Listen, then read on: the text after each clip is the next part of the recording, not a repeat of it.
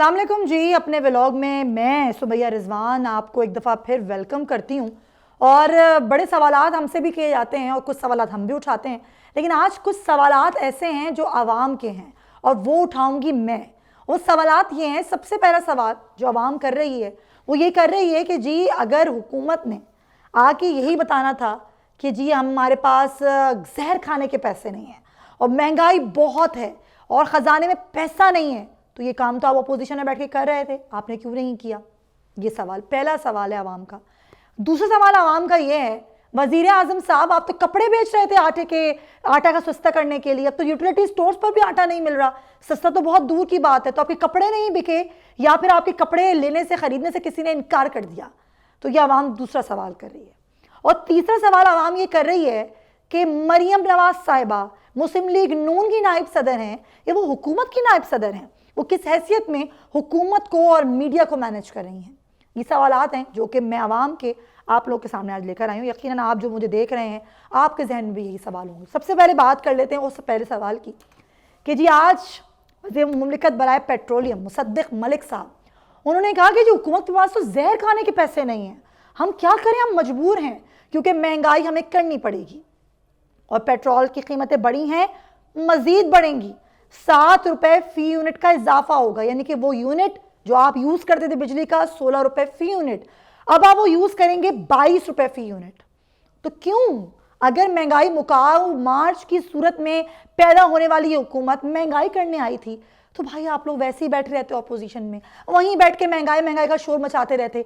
हुकूमत में आके भी अगर आपने ये सारी बातें करनी है कि जी बहुत महंगाई है और ये हमें मजबूरन करनी पड़ रही है, हम IMF के सामने हमने घुटने टेक दिए हैं क्योंकि हमारे पास कोई ऑप्शन नहीं है, हमारे पास तो जहर खाने के पैसे नहीं हैं, तो ये बातें सुनने के लिए आप लोग नहीं आए थे। हम लोग ये बातें सुनने के लिए हुकूमत यहाँ नहीं आई थी और आवाम ये बातें सुनने के लिए नहीं बैठी हुई है कि अगर आपने महंगाई मुकाऊ मार्च किया और आज आप खुद महंगाई कर रहे हैं तो आज निकलेंगे आप, PDM की कोई जमात निकलेगी महंगाई करने के लिए? कहाँ है मौलाना फजल रहमान साहब? आज निकलेंगे वो महंगाई मुकाऊ मार्च करने के लिए? क्योंकि जिस दौर में महंगाई के खिलाफ मार्च करने निकले थे आज उस दौर से कई गुना ज़्यादा महंगाई है।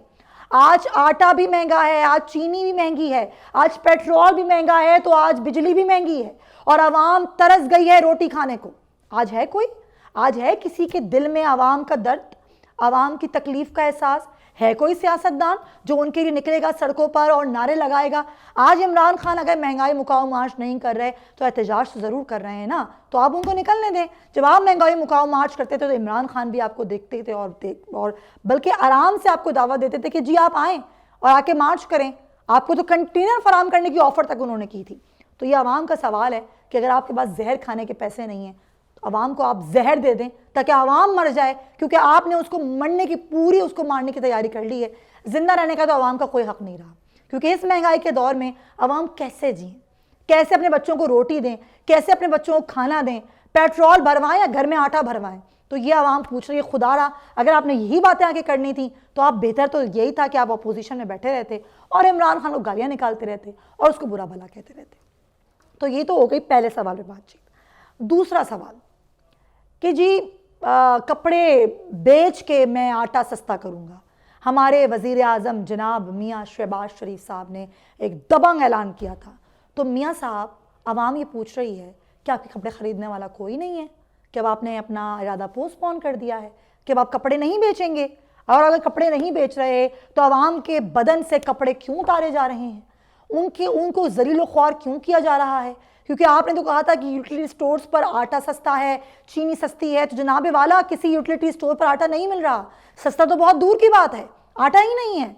तो क्या आप निकले, आपने निकल के दौरा किया, क्या आपने पूछा कि आवाम तुमने बड़े ख्वाब सजाए आंखों में और मेरे कपड़े तो नहीं बिके लेकिन मैं तुम्हें आटा सस्ता दिलवाऊंगा? क्या आप निकले अपने प्राइम मिनिस्टर हाउस से? क्या आपने आवाम से पूछा? क्या आपने किसी यूटिलिटी स्टोर्स का दौरा किया? नहीं किया। तो बातें करना बहुत आसान होता है। यहाँ पर ये बात साबित होती है कि जो बैठता है उस कुर्सी पर फिर उसको पता चलता है कि इस वक्त ख़जाने की क्या सूरत हाल है और हमने मुल्क कैसे चलाना है। जब आप अपोजिशन में होते हैं तो आपके लिए बहुत आसान होता है बड़ी बड़ी बातें करना कि अगर मैं होता तो यूँ कर लेता, मैं होता तो पेट्रोल आज 100 रुपये पे होता। आज पेट्रोल 180 रुपये पर है, 30 रुपये दोबारा बढ़ाने की बातें की जा रही हैं। तो आज कहाँ गई आपकी पॉलिसी?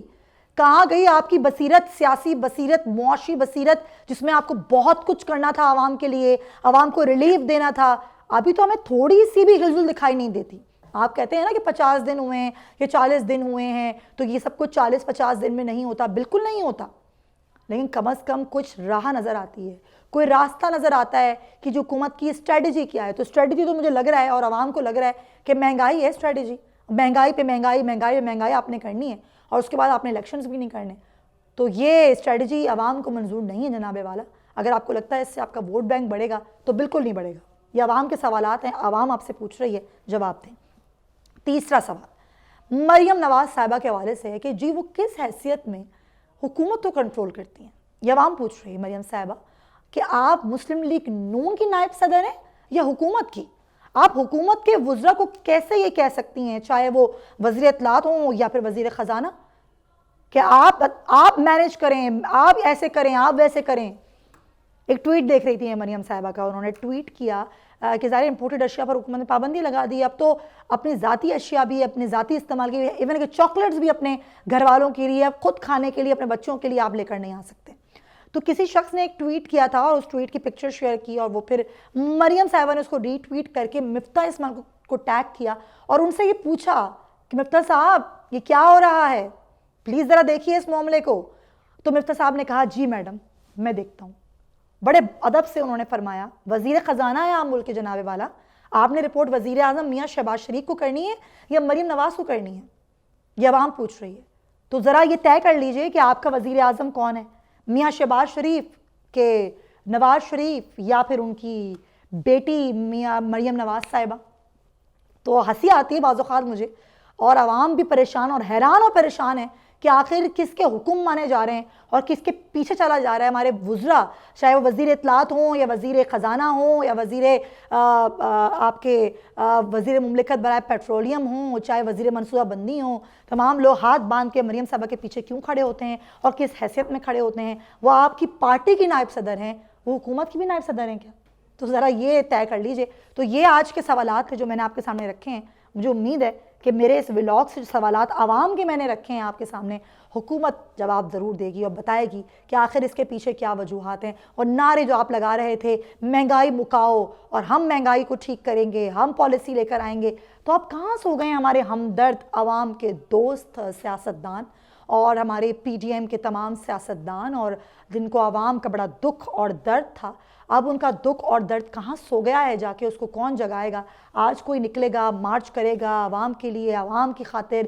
اتنا مہنگائی ہو گئی ہے, اتنی زیادہ مہنگائی ہے کہ عوام کے پاس 2 وقت کی روٹی کھانے کے پیسے نہیں ہیں. آپ کے پاس زہر کھانے کے پیسے نہیں ہیں مصدق ملک صاحب, عوام کو زہر دے دیں. پھر اگر آپ کے پاس نہیں ہے عوام کو دے دیں یا عوام سے بول دیں. تو یہ جو صورتحال ہے اس کو کون کنٹرول کرے گا؟ بتائے گی حکومت یا پھر کوئی باہر سے آئے گا وہ کنٹرول کرے گا؟ آپ حکومت میں بیٹھے ہیں تو آپ کنٹرول کریے نا. تو یہ ہے ساری صورتحال جناب والا. اور عمران خان کا جو الٹیمیٹم تھا 6 دن کا وہ بھی ختم ہو رہا ہے. تو کل میں آپ کو بتاؤں گی کہ اب عمران خان کی اسٹریٹجی کیا ہوگی اور کیا واقعی عمران خان ایک بار پھر سڑکوں پر ہوں گے. اس کے لیے میرا اگلا ویلاگ ضرور دیکھیے گا. اللہ حافظ. سبسکرائب کریں اور بیل دبائیں تاکہ کوئی خبر رہ نہ جائے.